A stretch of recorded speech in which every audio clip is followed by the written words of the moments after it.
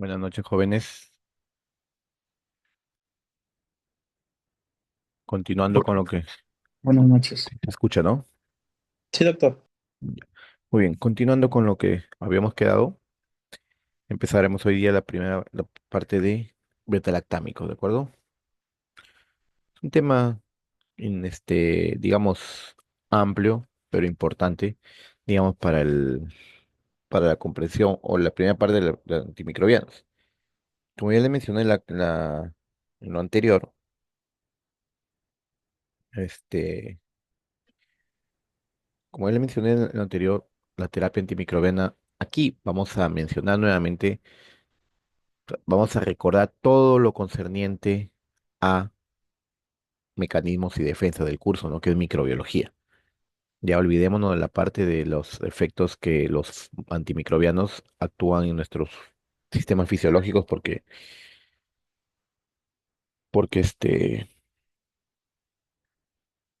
porque digamos, los antimicrobianos actúan en microorganismos, ¿no? Entonces vamos a ir determinando un poco. Ya hemos hablado también acerca de los mecanismos de resistencia. Aquí cuando nos referimos en antimicrobianos, no solamente vamos a hablar de las reacciones adversas, de las interacciones, de la susceptibilidad, ¿no? O sea, ahora vamos a hablar de la susceptibilidad del fármaco hacia las bacterias. Hemos hablado en la clase anterior acerca de, o es de pequeño espectro reducido, espectro ampliado o de amplio espectro. ¿De acuerdo? Entonces son puntos que que vamos a determinar ahorita y como ya lo hemos hablado. Por eso es que la importancia de que le dije de la primera parte de la que es introducción a la microbiología, a la a los antimicrobianos, a la terapia antimicrobiana, que lo hemos mencionado en la clase anterior, ¿no? Que vamos a hablar de las pautas, de los tipos, cómo actúa, los mecanismos de acción y muy aparte de eso, la susceptibilidad y los mecanismos de resistencia, que es lo que tenemos que entender. Como ya también les expliqué, no hay una resistencia natural cuando el fármaco de por sí no va a hacer efecto, nunca. Y la resistencia adquirida, que es cuando el fármaco en su momento está dentro del espectro, pero que ya no le hace efecto a ciertas bacterias, ¿no? Entonces, vamos a empezar hoy día con los beta-lactámicos.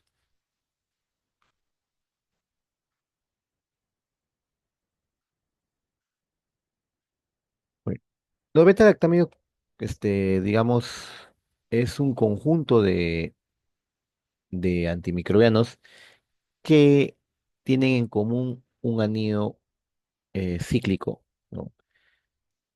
Que es el anillo beta-lactámico, que son cuatro familias, ¿no? Las penicilinas, las cefalosporinas, los monobactámicos y los carbapenems.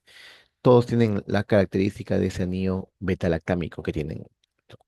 Entonces, recordar, como ya lo mencioné también, Alexander Fleming, en el año de 1928, cultivando estafilococosaurios, digamos, fue contaminado accidentalmente por hongos, ¿no? Y él notó que los hongos producían cierta sustancia que inhibía el crecimiento de la bacteria o de las colonias bacterianas. Nunca pudo, digamos, aislarlo, pero sí lo nombró. Le nombró penicilina porque era producida por el hongo Penicillium notatum. Entonces, aquí, por ejemplo, estos cuatro que le hemos hablado, de las penicilinas, las cefalosporinas, cefamicinas, los monobactámicos y los carbapenems, tienen, digamos, en común un núcleo tetragonal betalactámico que es idéntico en estas cuatro grandes familias. Las penicilinas tienen el anillo, por ejemplo, acá ese es como ejemplo, ¿no? Las penicilinas tienen el anillo betalactámico más anillo tiazolidínico de 5 componentes, ¿no? Entonces, el nombre se denominaría ácido 6-aminopeniциlánico, ¿no? Y la cadena lateral es, digamos que va a ser diferente para diferenciar las penicilinas. Tenemos las cefalosporinas, que está formado igual por un anillo beta-lactámico más el anillo dihidrotiazidínico, que en total son 6 componentes a diferencia de las penicilinas. Entonces aquí tenemos el ácido 7 aminocefalosporánico más cadenas laterales que le va a concernir los distintos tipos de cefalosporinas que hay, ¿no? De primera, segunda, tercera y cuarta generación. Miren aquí, ustedes no se dan cuenta, este de aquí, anillo tetragonal 1, 2, 3, 4, y la letra A son iguales, digamos, es el anillo en las cuatro familias. Entonces, por eso es que a todo este grupo se denomina beta-lactámicos. Entonces, como ya les mencioné, las penicilinas se clasifican en penicilinas naturales y las semisintéticas. Las naturales son las que se descubrieron, las que producía el hongo, las que producía el Penicillium notatum. Ahí están las penicilinas, las que se lograron aislar, digamos, después vamos a ver, ¿no? Entonces, las semisintéticas que ya han sido ya modificadas en el laboratorio, tenemos las resistentes a las aminopenicilasas, a las penicilinasas, perdón, y tenemos las aminopenicilinas, que son, digamos, un grupo ya de espectro ampliado, porque recuerda que las penicilinas de por sí son de espectro reducido, que quiere decir que solamente tienen actividad sobre cocos gram positivos. Y las aminopenicilinas son de espectro ampliado, ¿por qué? Porque aparte de bacilos gram positivos, tiene cierta actividad sobre algunos gram negativos. Por eso se llama espectro ampliado. De amplio espectro no hay acá, es otra cosa. Tenemos las penicilinas antiseudomonas como la ureidopenicilinas, donde está la piperacilina que vamos a hablar después, ¿no? Eso de aquí también. Entonces, aquí están las naturales que les dije, que son, digamos, fueron aisladas directamente del Penicillium notatum, ¿no? Tenemos la penicilina G, o llamada también benzilpenicilina. De esta tenemos la benzilpenicilina benzatínica, que es una fármaco de depósito. Tenemos la penicilina B o V, que es para uso oral, es ácido resistente. Es la fenoximetilpenicilina, penicilina B o fenoximetilpenicilina. Y por otro tenemos la meticilina que ya no está en el mercado. De las semisintéticas ya pues tenemos los que son, como les dije hace un momento, resistentes a las beta-lactamasas. Las que no son estables en medio ácido, o sea que no se pueden dar por vía oral, tenemos aquí en primera línea la meticilina. Y lo que son estables en medio ácido, o sea, pueden atravesar absorberse o cubrirse de la acción del estómago, por eso es que viene en vía oral. Tenemos aquí, se les denomina esta de acá, isoxazolil penicilinas. ¿Ya? Aquí se encuentra la famosa llamada dicloxacilina. ¿Ya? Dicloxacilina, que muchos confunden esta dicloxacilina con doxiciclina, y eso no es válido, ¿ya? No confundir, la dicloxacilina es una penicilina, ¿ya? La dicloxacilina es una penicilina estable medio ácido, eso quiere decir que es una isoxazolilpenicilina, ¿ya? Entonces, las que son, digamos, aquí, que lo lleva, digamos, de cajón, o digamos, el más importante es la dicloxacilina. No confundir, por favor, con doxiciclina. La doxiciclina es una tetraciclina, ¿ya? No confundir la doxiciclina con la dicloxacilina, ¿de acuerdo? Muy bien. Entonces, ya estamos hablando de la clasificación de las fármacos, digamos, de las penicilinas naturales, las semisintéticas, y tenemos unas que tienen ciertas actividades especiales, como las que son antiseudomonas, ¿no?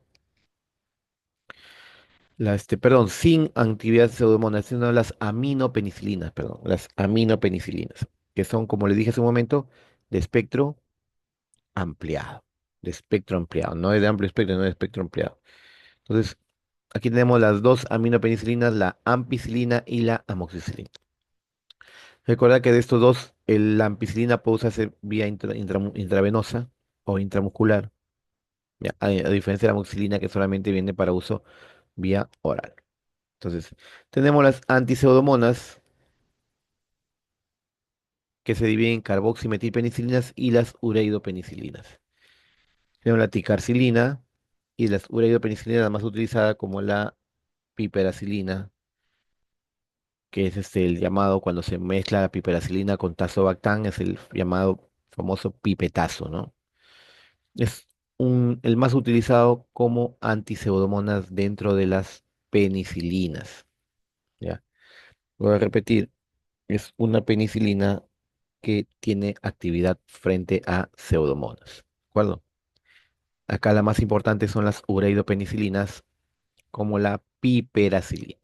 Bueno, la piperacilina, no se olviden eso ahí. Espectro, ¿se dan cuenta? Ahora no solamente hablamos del fármaco, sino también de la sensibilidad, el espectro antibacteriano. Por ejemplo, penicilina G y su congénere, penicilina V, que es para vía oral. Acá ha puesto las aminopenicilinas, las penicilinas resistentes a la penicilinasa y las penicilinas contra pseudomonas. Entonces, si hablamos de los espectros, por ejemplo, las penicilina G y la penicilina V son de pequeño espectro, o espectro reducido. Tiene actividad sobre cocos gram positivos, ¿no? En ese caso, estreptococo piógeno, ¿no? Deficiente en estafilococos aureus por la aparición de beta-lactamases, ¿no? Dentro tenemos de las penicilinas resistentes a las penicilinasas. Aquí tenemos, como ven aquí, la oxacilina, que es eficaz contra este Staphylococcus epidermidis no resistente a la penicilina o a la meticilina. Perdón. Entonces, acá a la derecha tenemos las penicilinas contra pseudomonas, ¿no? Carboxipenicilinas y las ureidopenicilinas. Dentro de las ureidopenicilinas, ¿cuál está? La piperacilina. ¿De acuerdo? Bueno, aquí está la clasificación de las cefalosporinas de primera a quinta generación. Aquí en nuestro medio solamente tenemos hasta la cuarta generación. Pero cuál es la característica de estos, digamos, cuatro entidades clínicas de las cefalosporinas? Clasificación, primera generación, segunda generación, tercera y cuarta. Cabe recordar que la de primera generación son las que mayor actividad frente a gram positivos tiene. Y luego va reduciendo su actividad y aumentando los gram negativos. Eso quiere decir que eh, al final, es la de cuarta generación, van a ganar actividad frente a microorganismos gram negativos, ¿no? Perdón, aquí tenemos las más importantes y tienen que saber, apunten, porque esto de aquí, a ver, siempre viene, no puedo poner otro ciclo, apunten. Primera generación, tenemos la cefalexina, cefazolina, cefalotina.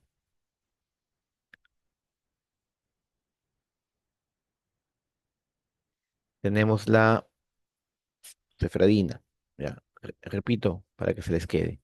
Cefalexina, cefazolina, cefalotina, cefadroxilo, cefradina. ¿De acuerdo? De este de aquí hay una importante que es la cefazolina, ¿ya? Es útil en profilaxis quirúrgica, antibiótica. Y quiere decir que una vez que empieza la cirugía, se le administra cefazolina para como profilaxis antibiótica. ¿Por qué? Porque la cefazolina actúa sobre estafilococos. Y en la piel hay estafilococos, ¿no? Tenemos la segunda generación, apunten lo más importante, acá tenemos la cefuroxima, cefaclor, cefoxitina. ¿Ya? Cefuroxima, cefaclor, cefoxitina. Aquí cabe mencionar o darles importancia a lo que es la cefoxitina. ¿Por qué? Porque es la única, digamos, de acá de segunda generación que actúa que actúa sobre anaerobios, la cefoxitina, que es la segunda generación.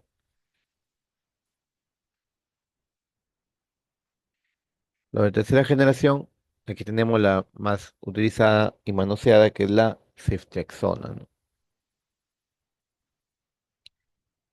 Eh, Tenemos también lo que es el ceftazidime, que es muy útil para pseudomonas. ¿Ya? Es una cefalosporina de tercera generación anti-pseudomonas. Tenemos lo de cuarta generación, el cefepime y cefpirome. El cefepime sí tenemos acá en nuestro medio. Y lo de quinta generación.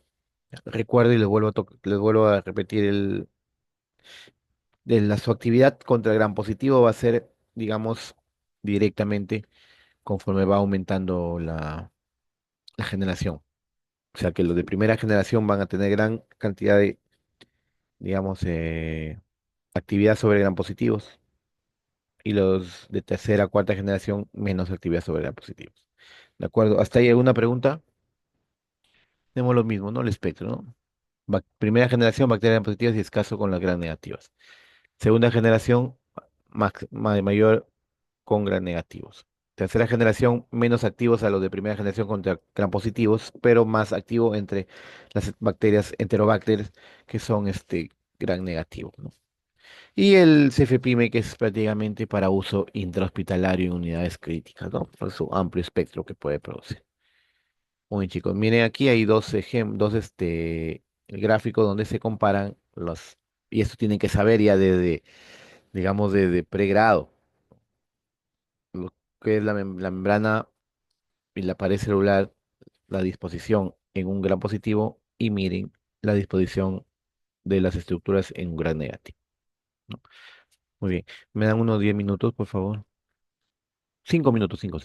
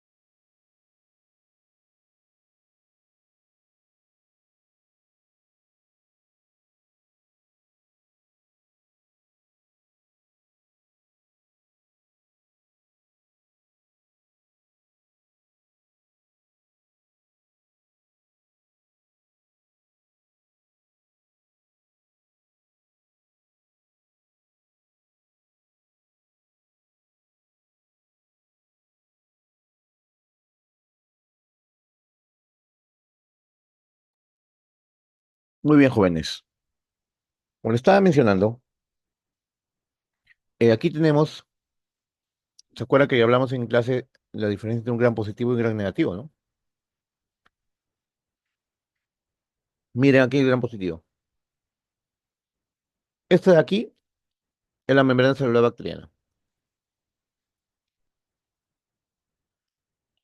Esta de aquí es la pared. Y la pared celular bacteriana de un gran positivo está compuesta por varias capas de peptidoglicano. Peptidoglicano llamado mureína, que son esta cadena de ladrillos que ven aquí. Y aquí se encuentra la beta-lactamasa, ¿no? Que son enzimas que se encuentran, digamos, en algunas células. Miren los gran negativos. Esta es la membrana celular. Esta es la pared celular, que es una capa pequeña, una o dos capas delgadas de peptidoglicano. Y por encima viene lo que es la membrana externa. Miren, miren la diferencia y la complejidad de los gran negativos. Y eso ya lo saben porque eso ya lo han llevado en mecanismos y defensas. Este le llamaba PBP. Esta proteína, que es una transpeptidasa, es donde la penicilina va a ingresar y se va a unir. La principal o el principal mecanismo de resistencia contra los beta-lactámicos es la formación de beta-lactamasas, como ustedes ven aquí. Entonces, por eso aparecieron los fármacos resistentes a las beta-lactamasas, como las isoxazolil-penicilinas. Pero ¿qué hicieron las bacterias? Mutaron sus PBP. Entonces, ahí esos fármacos, en algunas situaciones, el llamado SARM, que es el estafilococo aureus resistente a la meticilina, ya no le hace nada a las penicilinas, porque no solamente, por más resistente que sea la beta-lactamasa, pero ya no se une digamos, a la PBP, ¿no? Cambia su estructura. Y miren aquí lo gran negativo. La membrana externa tiene una especie de unos canales llamadas porinas, que esto de aquí es importante para que el antimicrobiano ingrese hacia el interior de la célula. ¿Perdón? Muy bien. Bueno, mecanismo de acción. Ya saben ustedes cómo actúan las penicilinas, ¿no? ¿Se acuerdan? Inhiben la síntesis de la pared celular. Punto. ¿Cómo? Ahí, si le pregunto, si uno más profundiza más, inhiben lo que es el proceso de la transpeptidación. ¿Y cómo así? Uniéndose a la transpeptidasa, pues. Y al unirse a la transpeptidasa, digamos, la inactiva. Y ya no hay la transpeptidación. La transpeptidación es la última fase de la formación de la mureína o peptidoglicano, que es lo más importante para lo que es la formación de la pared celular. Miren aquí, por ejemplo, cada ladrillo que vieron hace un momento es el N-acetilmurámico, que se une a través de la transpeptidasa, mira, transpeptidasa, que es la última fase, se une al otro peptidoglicano,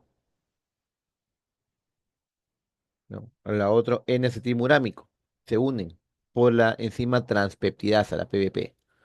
Entonces, una vez que se une, ya se forma acá toda la cadena de peptidoglicano, ¿no? Por cada bloque de N-acetilmurámico mureína. Miren, ¿no? Miren cómo actúa, qué fácil. Entonces viene la penicilina. ¿Qué es lo que hace la penicilina? Inhibe esa enzima llamada transpeptidasa. Entonces, al inhibir esa enzima, ya no ve lo que es la transpeptidación, que es una fase importantísima para la formación de la pared celular bacteriana. ¿No? Por eso ves acá dice los beta-lactámicos inhiben el último paso de la síntesis de peptidoglicano. ¿Cuál es el último paso? La transpeptidación. Muy bien, ahí está, transpeptidación. Acá están los principales, digamos, el principal espectro de actividad bacteriana, mide los gram positivos y está en comparación a la penicilina G, amoxicilina, los resistentes a la meticilina, perdón, los sensibles al ácido gástrico, cloxacilina, oxacilina, meticilina. Bueno, en sí son isoxazolil penicilina, ¿no? Tenemos la carbenicilina y ticarcilina, que son, digamos, antipseudomonas, igualito que la amoxicilina y piperacilina. Miren, aquí están el espectro, ¿no? Streptococcus pneumoniae, Streptococcus grupo ABC, todos son sensibles. En el Enterococcus fecalis solamente es sensible la piperacilina, la amoxicilina. Los estafilococos sensibles a la meticilina, miren acá las isoxazolilpenicilinas, son sensibles, pero el Staphylococcus aureus, resistente a la meticilina, es resistente a todo. Hay manejos con vancomicina. La Listeria monocitógenes también miren cómo es sensible a la penicilina, ¿no?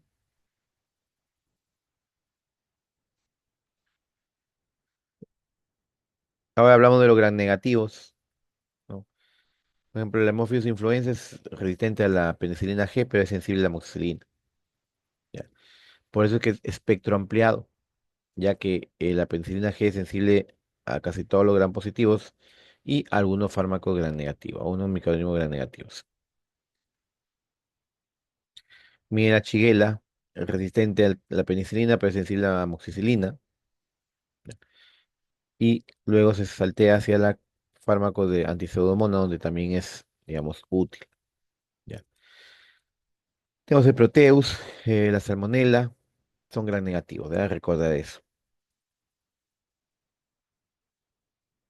En anaerobios, la penicilina G tiene actividad sobre Plevotella actinomyces, en Clostridium perfringens, inclusive en el Peptostreptococcus, ¿ya?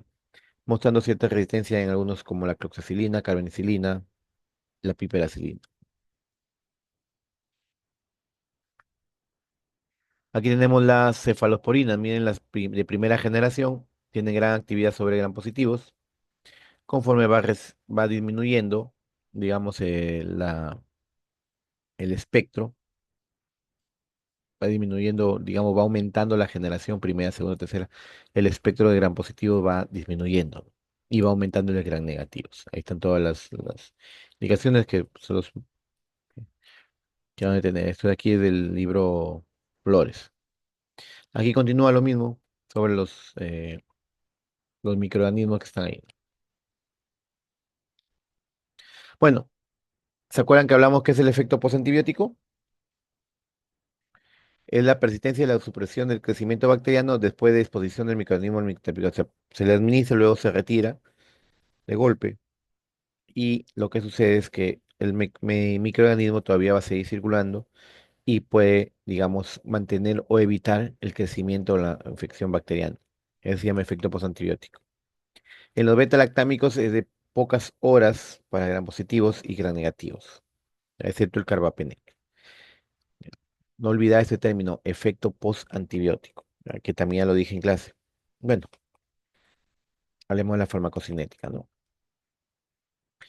La penicilina G no se absorbe bien por vía oral, ya.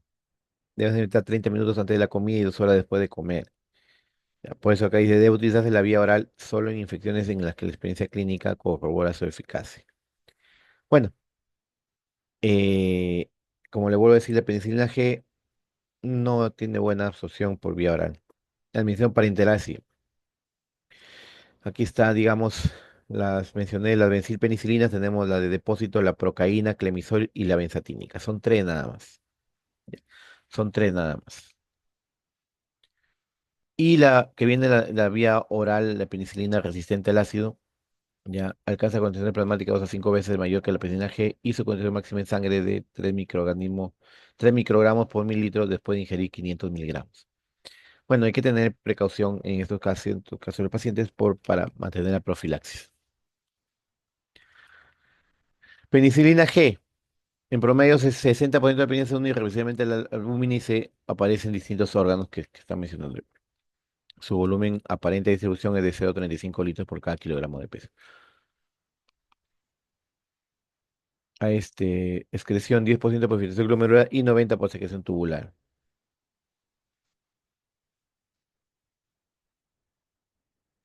Semivida de eliminación es de 30 minutos. Puede tener un poco más. Es menor la eliminación en neonatos y lactantes, por eso es completo de función renal. En lactantes hay que tener precaución en administrar la ampicilina. Hay que regularizar directo con su peso, ¿ya? Aquí tenemos las isoxazolilpenicilinas, ¿ya? Las isoxazolilpenicilinas. Aquí está. Dicloxacilina, vuelvo a repetir para que no se olviden, dicloxacilina. Ya. 30-80% se absorbe en las vías gastrointestinales. La absorción es más eficaz con el estómago vacío 1 a 2 horas antes de cada comida. 50% se excreta por vía renal en condiciones normales. Muy bien. Ahora hablaremos de las aminopenicilinas. Un momentito.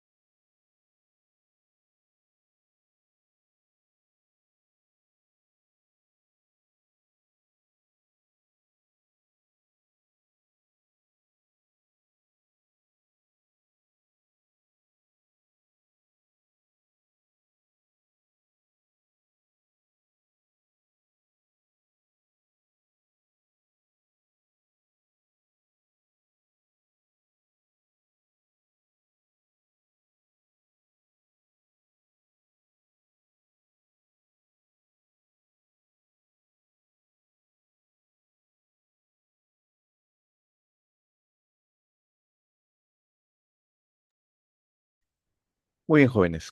Continuando. Tenemos las aminopenicilinas. Aquí son dos grupos, la ampicilina y la amoxicilina.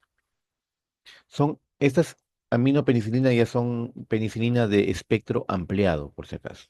¿Ya? No es lo mismo con amplio espectro. Estos son de espectro ampliado. ¿Por qué? Tiene actividad para los gram positivos, que es como la penicilina, y cierta actividad en, digamos, gram negativos. Entonces, la ampicilina es estable en medio ácido, viene también para vía parenteral, por si acaso, la amoxicilina no solamente vía oral.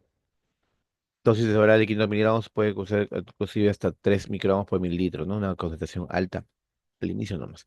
Absorción es incompleta con alimentos, es preferible darle con el estómago vacío y su inyección puede ser intramuscular, estamos hablando, porque también puede usarse endovenoso.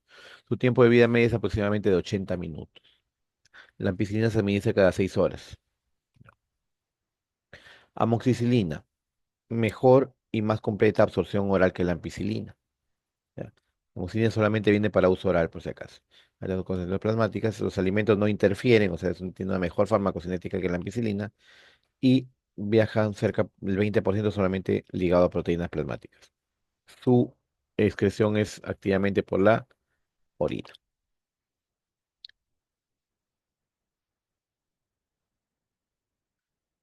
Tenemos aquí las penicilinas contra pseudomonas, ¿no? Que ya hemos mencionado. La más importante es la ureidopenicilina, ¿no? Tenemos las carbenicilinas y la piperacilina. Derivado del 6-aminopenicilina,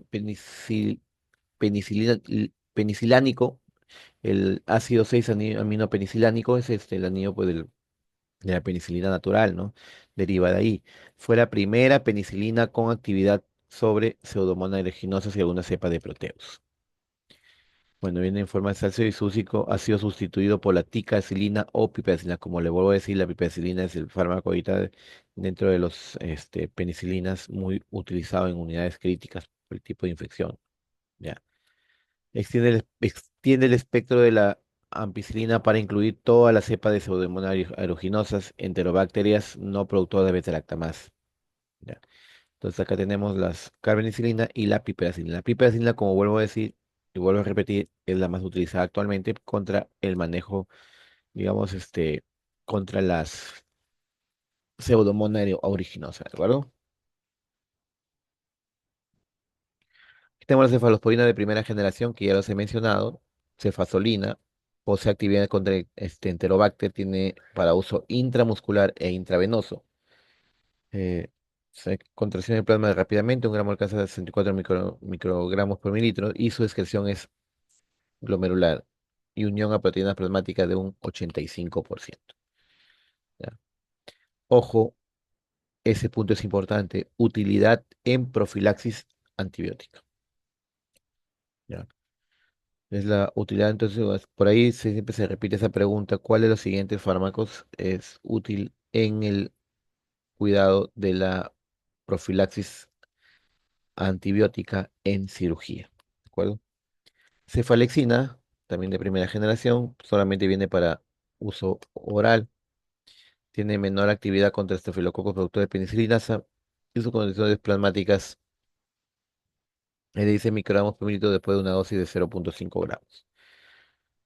Cefalexina es una cefalosporina de segunda generación cuya actividad frente a gram negativos ha incrementado un poco.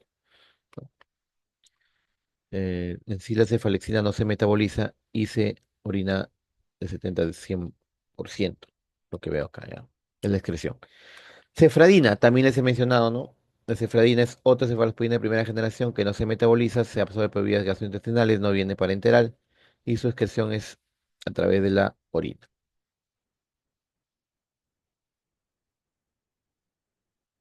No se metaboliza, absorción en vías gastrointestinales, eh, la excreción es en la orina, o sea, vía renal, y puede administrarse por vía oral, vía intramuscular o vía endovenosa. Tenemos el cefadroxilo también, que es un fármaco un poco mayores que las observadas en cefalexina. Puede administrarse por vía oral una o dos veces al día para tratar infecciones de las vías urinarias. Bien, le vuelvo a decir, acá, estas de acá son de segunda generación, por lo tanto su actividad es mayor, eh, ya que la actividad, como le dije, de estos fármacos, vuelvo a repetir, y tiene que quedárseles. Los de primera generación tienen gran actividad sobre gram positivos, ¿ya? Esos son los de primera generación. Tenemos los de segunda generación, ya son activas contra especies de Enterobacter, Proteus, Klebsiella, ¿no? Entonces tenemos la cefoxitina, que es producida, digamos, por un hongo llamado el Streptomyces lactamduras.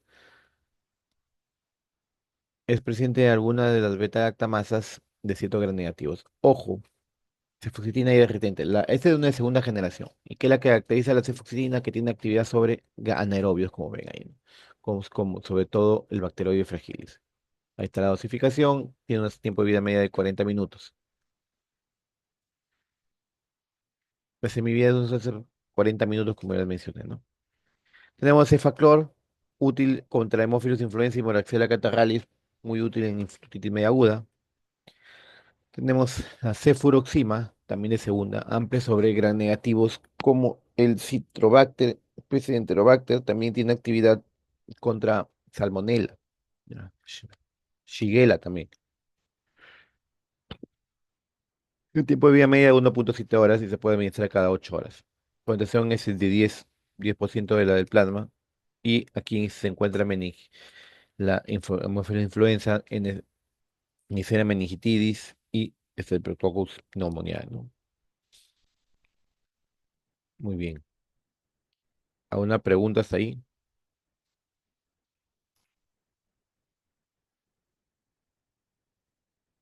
¿Ninguna? Bueno, muy bien.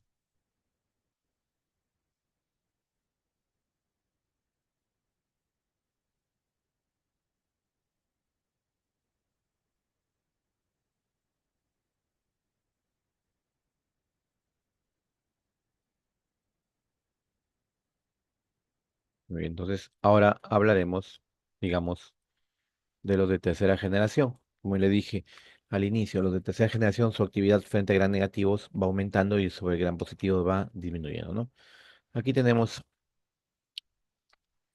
la cefotaxina, ¿no? Como pueden ver acá, útil en hemófilos de influenza, neumonía y sensibles a penicilina, la ceftriaxona, ¿ya? Y la ceftriaxona. Tiene un tiempo de vida media de 8 horas, la mitad del fármaco se recupera por la orina y tiene excreción biliar.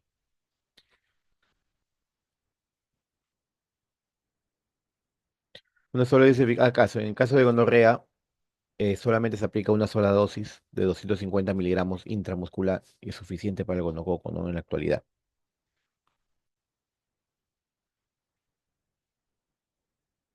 Tenemos lo de cuarta generación, acá la cefepima, ¿no? No sé si es que habrá en el mercado, pero es bastante costoso, ya que cuando hay un fármaco nuevo, digamos, obligatoriamente tiene que, eh, hay un fármaco nuevo, como le dije, la cefepime o cefepiroma, que son de cuarta generación, tienden a aumentar más su actividad frente a gran negativos. Como le dije, aquí en el mercado, en Chiclayo no sé si habrá el cefepime, pero en otras ciudades sí lo hay. Entonces, este de aquí no es activa sobre estafilococos resistentes, ni neumococos, ni enterococos, que son resistentes a la penicilina. ¿Ya? Digamos, su acción gran utiliza en infecciones generalizadas sobre coco gram positivos o infecciones generalizadas sobre como la Neisseria meningitidis o hemófilos influenza, donde es bastante sensible. Muy bien, los mecanismos de resistencia frente a los beta-lactámicos o a las penicilinas, ya lo hemos hablado, ¿no? Principal, principal mecanismo de defensa en las penicilinas es la producción de beta-lactamasas y luego vienen lo que son las modificaciones del sitio de acción. Esto aquí que lo mencioné. Aquí son las PVP, o largas, son las PVP, que en los gran negativos se encuentran inclusive afuera, en la membrana externa y en la membrana interna. Entonces, esto tienen que saberlo ya. Esto ya les he enseñado en el curso de mecanismos y defensas, ¿no? Alteraciones en el transporte, mutantes que no produzcan la purina son resistentes a la penicilina, ¿no?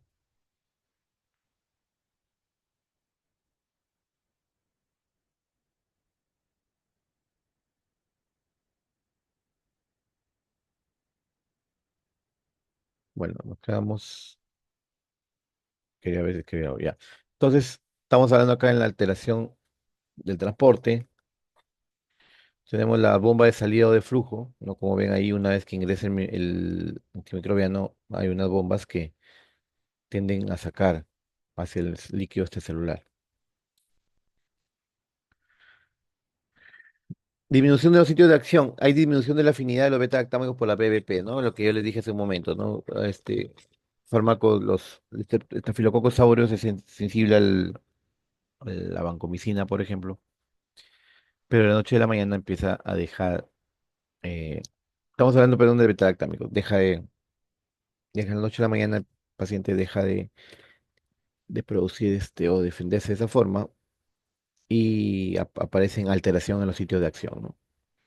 Ahí donde puede, por ejemplo, actuar los,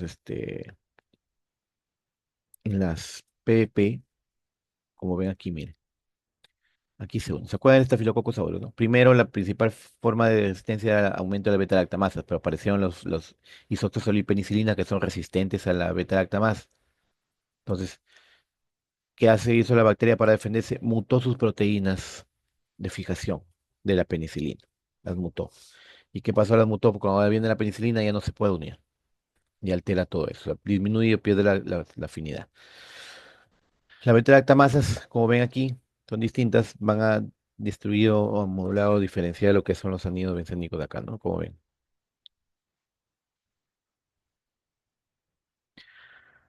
En los gram positivos, la producción de beta-lactamasas es menor que en los gram negativos, que eso causales de reacciones adversas, ¿no?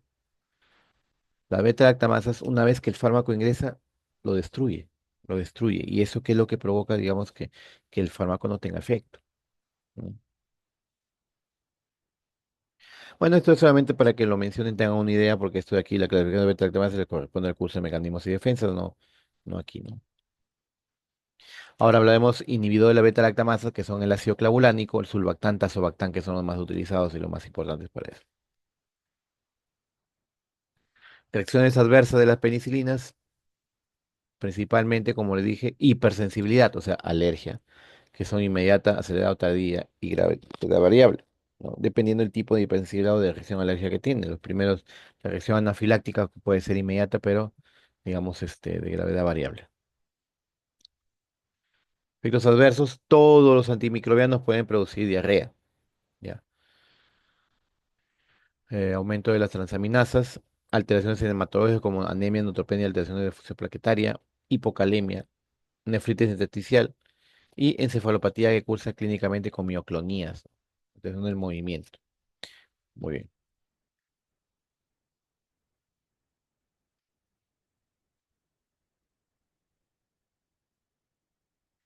Aquí están las reacciones adversas de las cefalosporinas, tienen nefrotoxicidad, puede provocar intolerancia al alcohol y fenómenos hemorrágicos por la producción de hipoprotombinemia. Puede producir sobreinfección, aumento de transaminasas, en ocasiones asociado a anemia hemolítica. ¿Ya?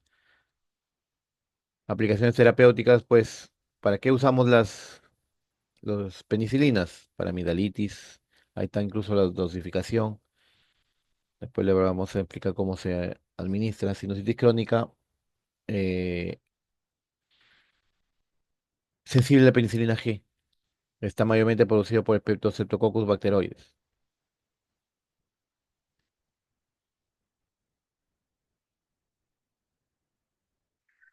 Infecciones respiratorias, la neumonía puede ser comunitaria, ya sabemos que puede ser si es típica, si es el hemófilo de influenza o el neumococo, y si es atípica puede ser la moraxella catarrhalis o el hemófilos influenza, ¿no? En hospitalaria sí cambia la cosa porque la flora de del hospital es diferente, muchas veces puede ser infectado por un simple cuadro respiratorio y termina siendo una infección por pseudomonas, ¿no? Tiene mucha precaución ahí. La bronquitis aguda es tratamiento sintomático porque suelen ser de etiología vírica o a veces secuelar, ¿no?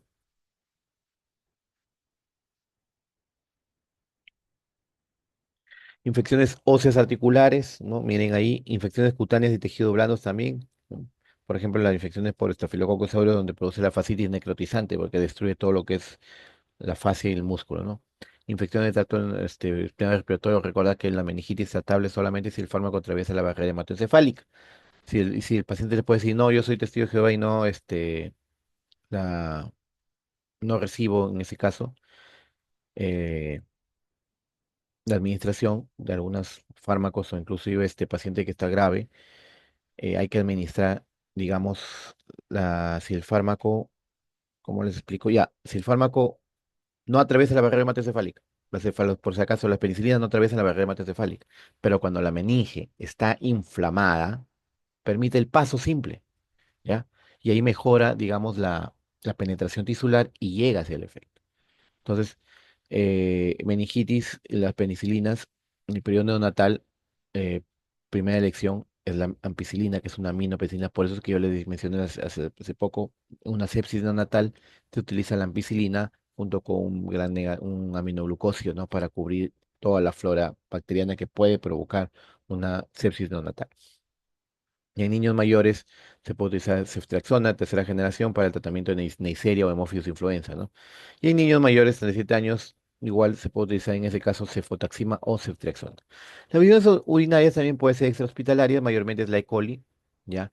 Aquí la E. coli se debe utilizar fármaco, como le dije, cefalosporina de segunda generación, ¿no? Intrahospitalarias, aquí cambia la situación porque pueden ser, pues, pueden tener alto inhibidor de la beta-lactamasa.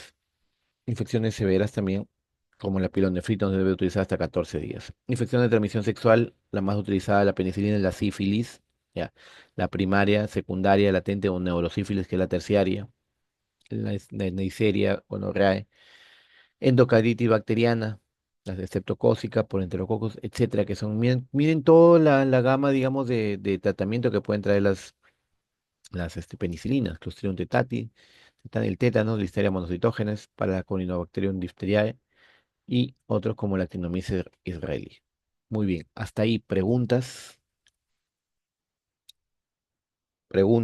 porque esto de lo que hemos hablado es solamente de penicilinas. Aquí ya nos queda, y cefalosporinas, perdón, quedan monobactámicos y carbapenem, que son temas cortos. ¿Preguntas hasta ahí?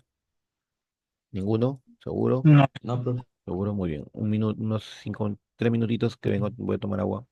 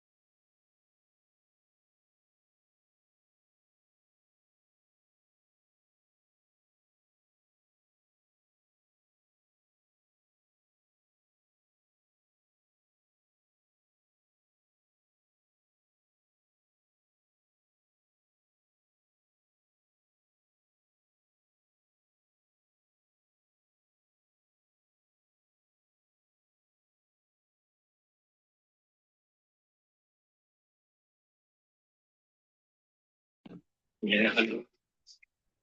Bien.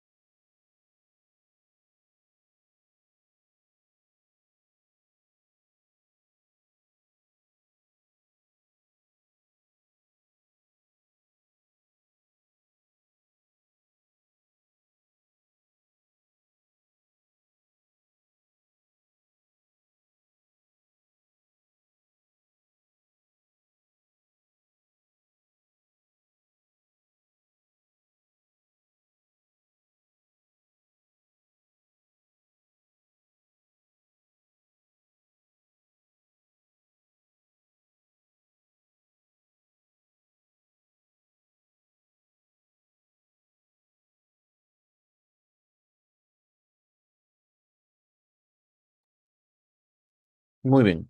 Estos ya son temas cortos. Tenemos los monobactámicos. Aquí solamente hablamos de un solo fármaco, ¿ya? Que es el Astreonan. Monobactámicos porque solamente hay solamente un anillo y una cadena, un anillo betalactámico que ven aquí y una cadena lateral, que es todo esto, ¿no? Aquí hablamos del Astreonan, ¿no? Como ven, una ampolla de 1 gramo, una ampolla de 2 gramos, dependiendo cómo. Entonces, el Astreonan, como yo es el único monobactámico, que una configuración, como dice, monocíclica, que fue descubierta en el año 81.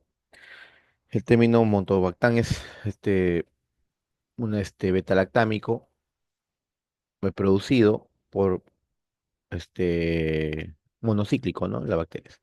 Lo que indica que fueron los de origen natural obtenidos a partir de bacterias tanto gram negativas como gram positivas, ¿no? En la lista de Astronam, que fue el único primero en el año 86, por síntesis, este antibiótico no es neurotóxico ni ototóxico, es débilmente inmunogénico y no es asociado con coagulopatías como los primeros monobactámicos que aparecieron. Entonces acá tenemos el Astreonam. Su absorción se absorbe por completo por vía oral, ¿no? Digamos, pero se absorbe pobremente, perdón, por vía oral, solamente por eso es que su uso es para uso parenteral, vía intramuscular o endovenoso. Mayormente utilizamos vía endovenosa, ¿ya? Distribución se distribuye, digamos, en todo el organismo. En líquido cefalorraquídeo es menos del 1%, digamos, en meninges normales, y cuando hay una meningitis puede atravesar hasta el 40%, ¿no? Que entonces hay una variación importante, ¿no? Tiene 56,72% de unión a proteínas plasmáticas con un tiempo de vida media de 1,72 horas. Metabolismo, eh, como ven aquí, con función normal, la tasa de vida media o tiempo de vida media de 1,5 a 21 a 2,1 horas. ¿Ya? Y se elimina principalmente por vía renal, mediante filtración glomerular de secreción tubular, algo por vía hepática y el resto por las heces por excreción biliar. Su metabolismo, ahí faltó decir que es hepático, ¿ya? Mecanismo de acción. ¿Cuál creen que sea su mecanismo de acción? Inhibe la síntesis de pares celulares. Sí, es un bueno, pertenece al grupo de los betalactámicos, ¿no? Es efectivo casi exclusivamente contra gram negativos aerobios y facultativos. Además, se respeta las betalactamas de la mayoría de gram negativos. Eh, Interfiere en las células, o sea, inhibe la transpeptidación. Es un betalactámico, igual van a actuar todos, ¿ya? Tiene capacidad de entrar dentro de los macrófagos y granulocitos. ¿Ya? Dosificación. Ahí está, ¿no? Para que te hagan una idea. Y tenemos el ajuste de dosis contra indicaciones donde no se debe usar. ¿O sí? Tenemos los carbapenems. Aquí son tres datos importantes nomás que tienen que saber. Son antibióticos beta-lactámicos de más amplio espectro. Estos son de amplio espectro, a diferencia de la aminopenicilina, que son de espectro ampliado. Este es de amplio espectro. Evitan la hidrólisis de la mayoría de beta-lactamasas y difieren de las penicilinas por presentar una sustitución de un átomo de carbono por uno de azufre en la posición C1 y por la adición de doble enlace en los átomos y del anillo pentagonal de la penicilina. Entonces, aquí tenemos el imipenem. Es derivado sintético de la tiendamicina, fue el primer carbapenem disponible, todavía se utiliza. Posee la más amplia actividad de todos los beta-lactámicos de uso sistémico. ¿Ya? Se administra vía parenteral, no viene para uso o para vía oral, por si acaso. Eh,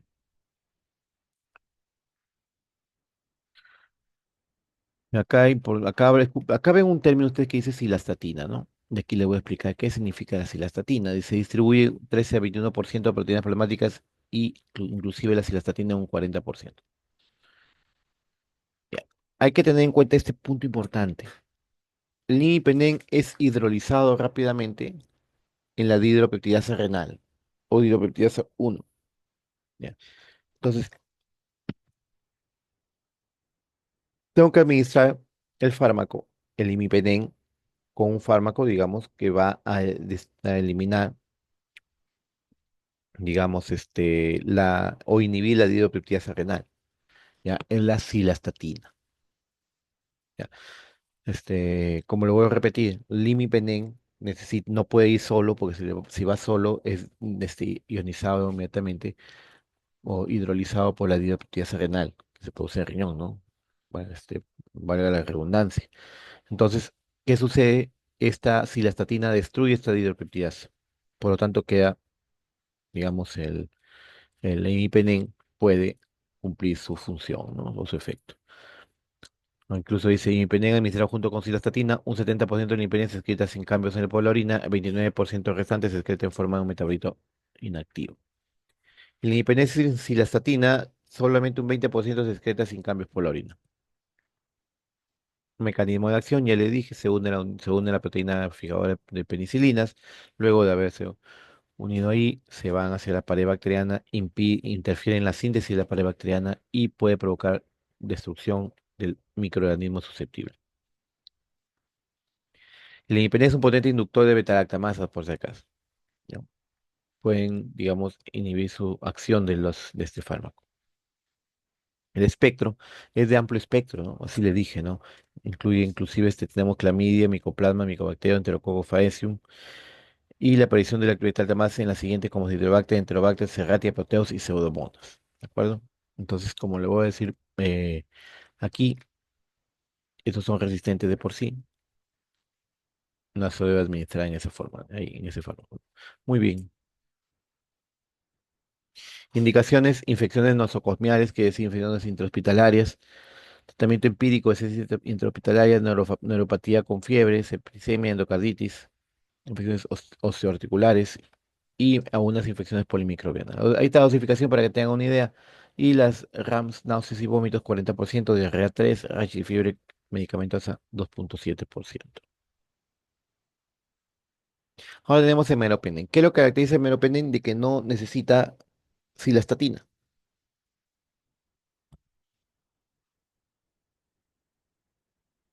Ya. Difiere el imipenem, ¿por qué? Porque este grupo en el C1 que lo hace resistente a su degradación renal. O sea, acá la dihidropiridasa renal no le va a hacer ni cosquillas. Estás hablando desde el punto de vista farmacoquímico.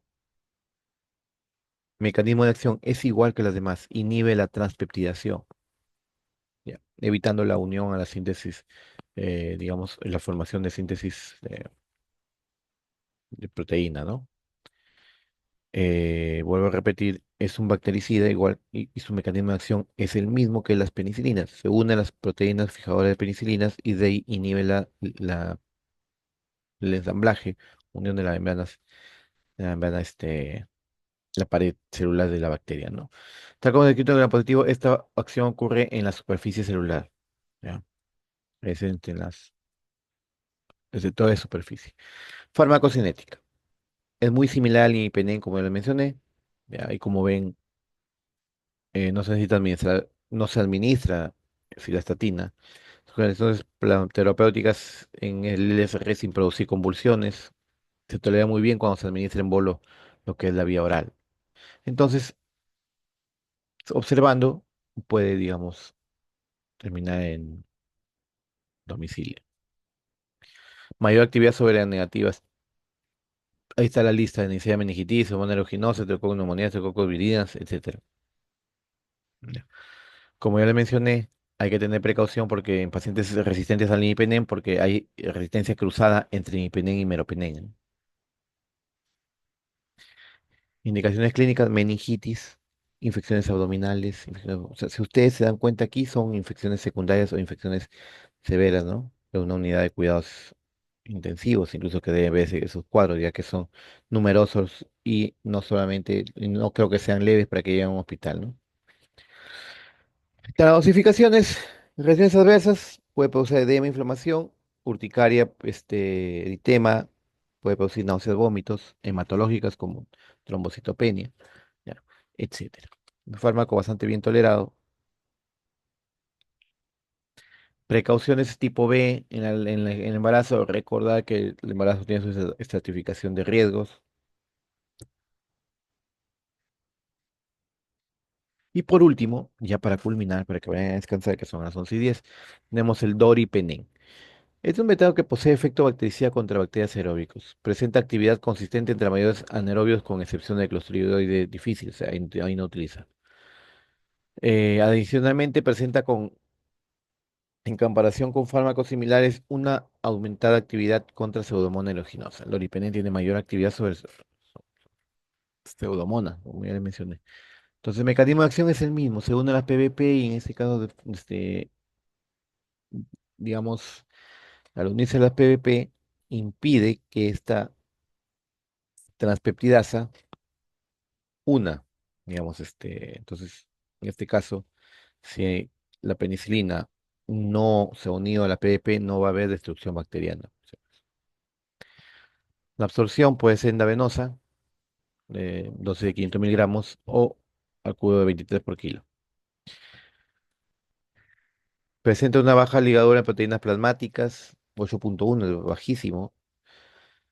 Metabolismo de excreción, se metaboliza cierta peptidasa a nivel renal, su eliminación es 70-15% y posiblemente una hora. Entonces, ese metabolismo y la excreción de las indicaciones, como ya les dije, una de las principales, digamos, importancia clínica de infecciones comunitarias de la unidad, incluye pielonefritis, en donde es dosificación, perfusión intravenosa. Ojo que la doripenem se utiliza mayormente cuando hay una actividad donde puede haber aparición de acitromicina.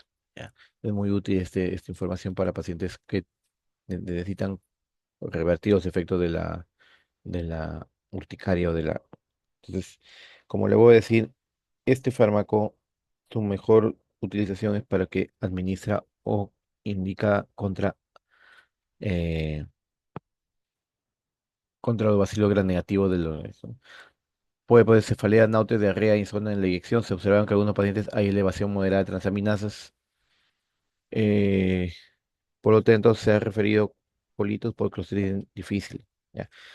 Como yo les mencioné ese día en la práctica, cual, todo paciente, digamos, que está tomando cierto fármaco, ya, y empieza con síntomas, podemos decir que el fármaco lo está causando de un momento a otro, ¿no? Hay que tener en cuenta eso. Todos los fármacos, si les pregunto una contraindicación, todos los fármacos pueden provocar diarreas por destrucción de la flora intestinal. Y algunos pueden llegar inclusive a esa destrucción a provocar, eh, digamos,